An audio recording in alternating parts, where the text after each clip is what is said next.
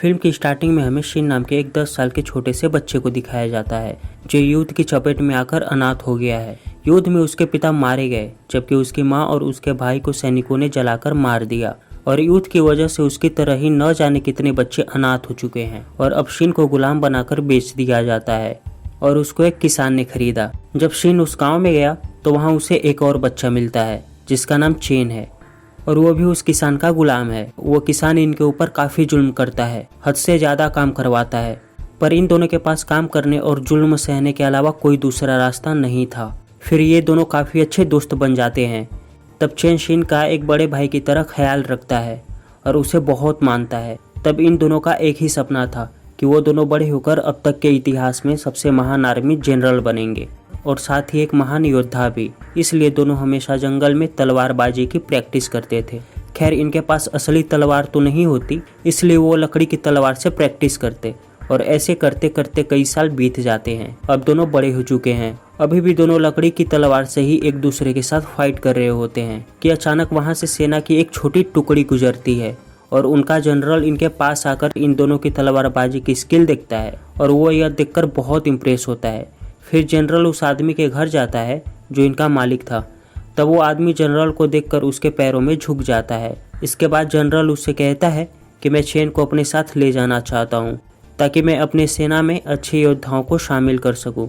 चूँकि मैंने अभी अभी जंगल में इन दोनों को लड़ते हुए देखा और ये दोनों कमाल के योद्धा हैं, पर मैं सिर्फ चेन को ही ले जाना चाहता हूँ ताकि शिन तुम्हारी सेवा कर सके और इधर मैं चेन को लड़ाई और तलवारबाजी जैसी कला सिखाऊंगा ताकि वो एक बेहतरीन योद्धा बन सके और देश की सेवा में एक अहम किरदार निभा सके। तब यह सुनकर शिन बहुत खुश होता है क्योंकि इन दोनों में से अब एक यहाँ से जा सकता है और जनरल बनकर अपना सपना पूरा कर सकता है। पर चेन सोचकर बताने के लिए जनरल से एक दिन का समय मांगता है। तब शिन कहता है कि तुम्हें यहाँ से चले जाना चाहिए और मैं यहाँ पर अकेले ही तलवारबाजी की प्रैक्टिस करता रहूँगा और एक बेहतरीन योद्धा बनूंगा। फिर बाद में तुम मुझे भी अपनी सेना में शामिल कर लेना। अब उस रात दोनों आखिरी बार एक दूसरे से तलवारबाजी करते हैं और खूब लड़ते हैं। अब अगली सुबह चेन जनरल के साथ यहाँ से चला गया और शिन यहाँ पर अकेला रह जाता है। अब उसे दुगना काम करना पड़ता है, पर वह मेहनत करने से कभी नहीं डरता और अथक मेहनत करता है। साथ ही वो तलवारबाजी की प्रैक्टिस पहले से दोगुनी ताकत के साथ करता है। प्रैक्टिस करते करते वो इतना निपुण हो गया कि लकड़ी की तलवार से पत्थर की एक मूर्ति को तोड़ देता है और अब वो एक बहुत ही अच्छा स्वॉर्ड्समैन बन गया है। किसी एक रात को जब वो सो रहा था कि अचानक से उसका दोस्त चेन उसके पास आया और वो बहुत जख्मी होता है और वो अपनी जिंदगी की आखिरी सांसें ले रहा था। फिर वो किसी तरह शिन को कहता है कि हमारे राजा को उनका सौतेला भाई मारना चाहता है क्योंकि उसने राजा को धोखा देकर राजधानी पर अपना कब्जा जमा लिया।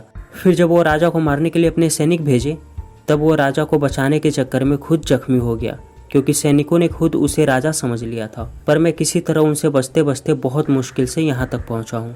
फिर वो शिन को एक नक्शा देता है, साथ ही कहता है कि यह नक्शा तुम्हें एक गाँव में ले जाएगा और वहाँ पहुँचने पर तुम्हें एक छोटी सी झोपड़ी दिखाई देगी। तब तुम्हें यह नक्शा उस झोपड़ी में मौजूद आदमी को दे देना। तब वो समझ जाएगा कि तुमको मैंने भेजा है और साथ ही तुम्हें सेना में भी शामिल कर लिया जाएगा और बाद में तुम जनरल भी बन सकोगे। और इतना कहते ही चेन परमात्मा को प्यारा हो गया।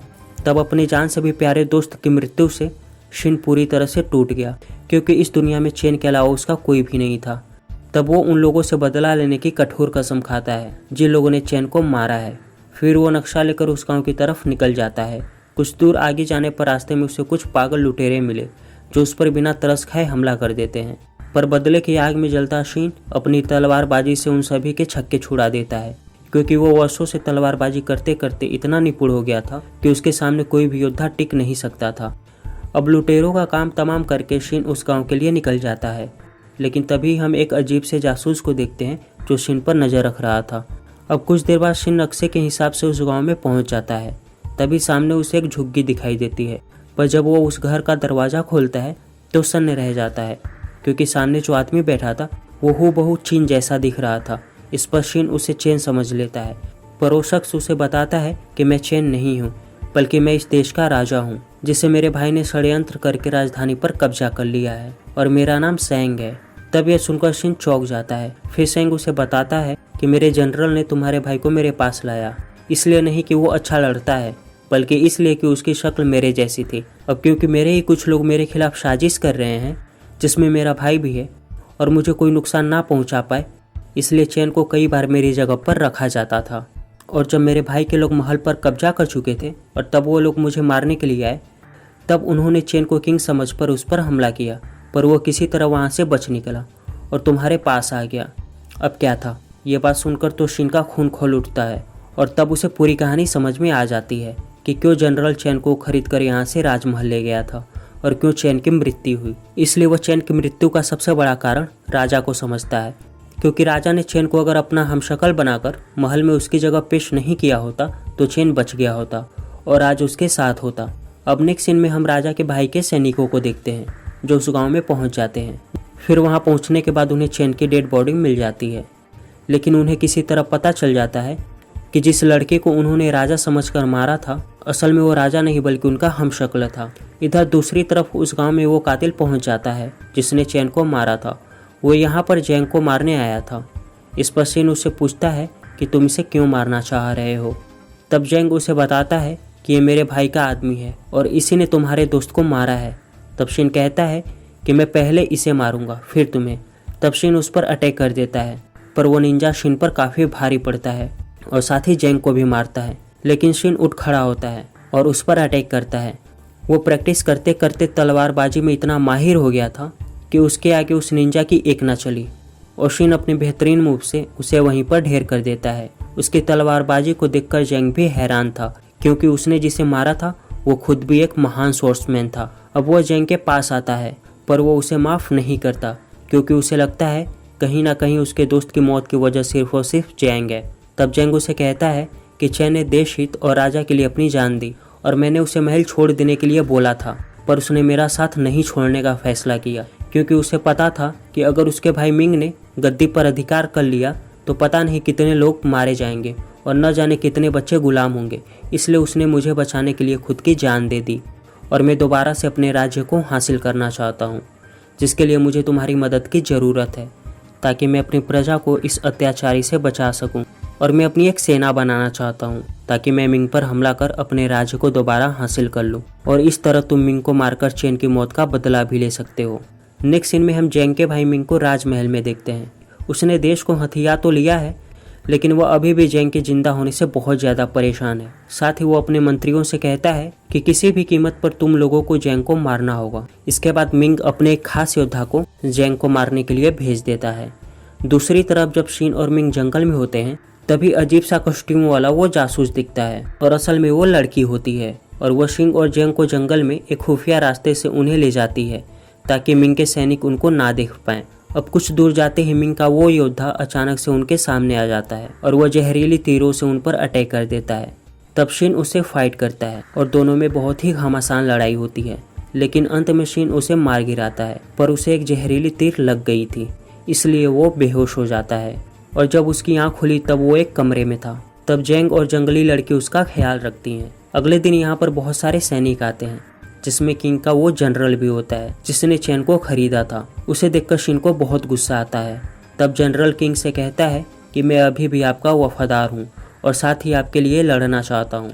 जैंग को पता है कि जनरल सच बोल रहा है, वो हमेशा से उसका वफादार था, पर जैंग के पास उतनी सेना नहीं है जिससे वो अपने भाई का मुकाबला कर पाए। तब वो लड़की कहती है कि पहाड़ी राजा के पास एक अच्छी सेना है और वो बहुत ताकतवर है। अगर वो आपका साथ देने के लिए मान जाए तो आप अपने भाई से युद्ध कर सकते हैं। तब जनरल भी उसके हाँ में हाँ मिलाता है। तब ये लोग एक लंबे सफ़र पर निकल जाते हैं। बड़ी मुश्किल से ये लोग जंगलों को पार करते हुए वहाँ तक पहुँच जाते हैं जहाँ पहाड़ी कबीले वाले रहते हैं। तब पहाड़ी सेना अचानक से उन सभी को घेर लेती है और अपने लीडर के पास ले जाते हैं। फिर जैंग उनके लीडर को सब कुछ बताता है कि किस तरह उसके भाई ने उसे धोखा दिया और पूरे राज्य पर कब्जा कर लिया और वह एक अच्छा राजा नहीं है और साथ ही सब पर बहुत जुल्म करता है, इसलिए हमें आपकी मदद की ज़रूरत है। पहाड़ी लोगों का जो लीडर होता है वो जैंग की मदद करने से इनकार कर देता है, क्योंकि किंग के पूर्वजों ने इन लोगों के ऊपर बहुत अत्याचार किए होते हैं, इसलिए उन्हें छिपकर पहाड़ों में रहना पड़ा। तब जैंग इसके लिए माफ़ी मांगता है, साथ ही कहता है कि अगर वो राजा बना तो वो उनके लिए एक राज्य बना देगा। जिसके बाद पहाड़ी कबीलों का लीडर इनकी मदद करने के लिए मान जाता है। फिर वो अपने चेहरे से मास्क हटाता है। तब हम देखते हैं वो लीडर एक बहुत ही खूबसूरत लड़की है और उसे देखकर सब हैरान थे। और अब ये सब एक प्लान बनाते हैं जिसके तहत ये जेंग और उसके लोगों को पहाड़ी मुखौटा पहनाकर अपनी सेना में शामिल करके मिंग के महल के बाहर आते हैं। साथ ही मिंग खुद को यहाँ का राजा घोषित कर चुका था। फिर मिंग का मंत्री रानी के पास आता है। तब लीडर उसे कहती है कि हम भी तुम्हारे राजा की सेना में शामिल होना चाहते हैं ताकि हम भी राजा की सेवा कर सकें और देश के गद्दार जेंग को खत्म करने में अपनी भूमिका निभा सकें। तब ये सुनकर मिंग को बहुत खुशी होती है। इस पर वो इन्हें अपनी सेना में शामिल होने का आदेश दे देता है। इसके बाद उन्हें बड़े दरवाजे से महल के अंदर ले जाया जाता है, जिसके बाद ये सब वहाँ की सेना पर हमला कर देते हैं। इसके बाद मिंग और पहाड़ी सैनिकों के बीच एक घमासान युद्ध होता है, लेकिन पहाड़ी कबीले के सैनिक बहुत ही ज़्यादा खतरनाक होते हैं, इसलिए वो उन पर पूरी तरह से हावी हो जाते हैं। इधर हम शीन और पहाड़ी जनरल को देखते हैं जो एक खुफिया रास्ते से महल के अंदर दाखिल हो जाते हैं जहाँ पर मिंग है। तभी इनके सामने एक बहुत ही खतरनाक मॉन्स्टर आ जाता है जो कि बहुत ही पावरफुल होता है। शिन उससे अकेला फाइट करता है, पर वो अकेला ही उसके लिए काफ़ी नहीं था। फिर सभी लोग मिलकर अंत में उस मॉन्स्टर को मार गिराते हैं। अब ये लोग सीधा महल के प्रांगण में पहुंच जाते हैं जहां पर मिंग अपनी तख्त पर बैठा होता है और उसके फेस पर बिल्कुल भी शिकन नहीं होती। फिर वो अपने सबसे खतरनाक स्वॉर्ड्समैन को बुलाता है और शिन से कहता है कि अगर तुम वाकई एक महान तलवारबाज हो तो तुम मेरे इस योद्धा से जीत कर दिखाओ। जिसके बाद शिन उसके चैलेंज को एक्सेप्ट करता हुआ उस योद्धा से लड़ता है और वो योद्धा बहुत ही खतरनाक तलवारबाज होता है और शिन उसके आगे नहीं टिक पाता, पर वो हार नहीं मानता।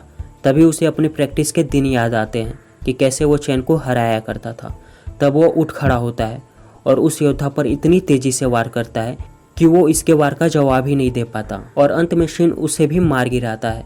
तब ये देखकर मिंग डर जाता है और अपनी जान बचाने के लिए यहाँ से भागने लगता है, पर तभी बाहर उसे पहाड़ी योद्धा घेर लेते हैं। तभी जेंग उसके सामने आता है और वो एक ही वार में अपने भाई को स्वर्ग पहुंचा देता है, साथ ही अपने राज को वापस हासिल कर लेता है।